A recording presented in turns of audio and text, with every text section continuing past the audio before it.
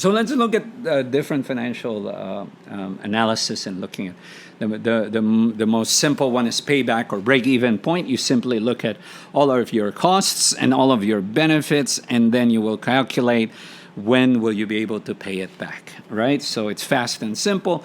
It assumes that you will have steady revenue stream, but it doesn't take into account the cost of money. So the cost of money is that if you have to issue a corporate bond or borrow money in order to fund your capital expenses, and that's it, guys, capital expenses.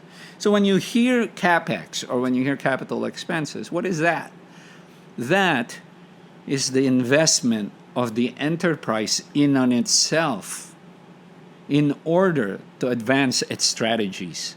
And yet, CapEx, when you execute it, takes many times secondary priority to the operations work of the company.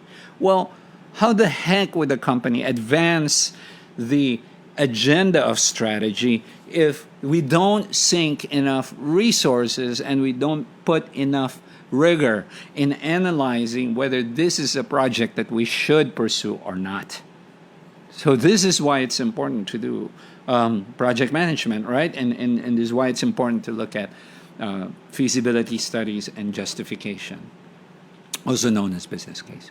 So payback period is relatively simple. If the estimated cost of a system automation project is 10 million pesos, the project is expected to yield 2 million pesos per year, whatever that yield is, whether it's cost savings or whether it's revenue. So over the course of 5 years, you divide 10 million by 2 million, and in 5 years is your payback period, right? What does that mean? That simply means that it would take 5 years for the benefits of this project to overcome or to hurdle its costs.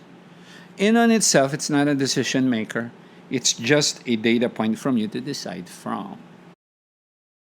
This allows you to look at whether 5 years is a good break-even point, and better yet, if there are other projects who will break even sooner, you might want to prioritize that project. So that's a payback or break-even point. Then comes the ROI. It's a financial measure of how profit is likely to result from the invested cost. You take your average benefits and you divide it by the average costs. So average benefits or returns by the average cost expected over the period of the project's life. And then we apply a hurdle rate. Maybe it's the cost of borrowing money. Maybe it's just the cost of money that we will put in there as a product ROI. And it must equal or exceed that hurdle rate, right? It's easily understood, return on investment, because we associate it with, quote unquote, the notion of profit. But it doesn't take into account the cost of money. So calculations is quite simple. The average cost of an automation project is estimated to be 6 million per year, and the average return or savings or revenues are expected to be 12 million. So average returns divided by average cost times 100%. In this case, the answer is 200% return on investment in on itself. This is not an indication of a go or no go. It's a data point. You need to look at the impact to your total portfolio compared to other projects.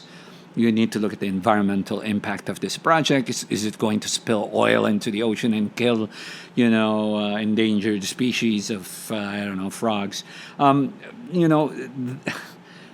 It's a data point, right? And so the good thing about it is that you get to understand it from a profit perspective, from a return on investment perspective.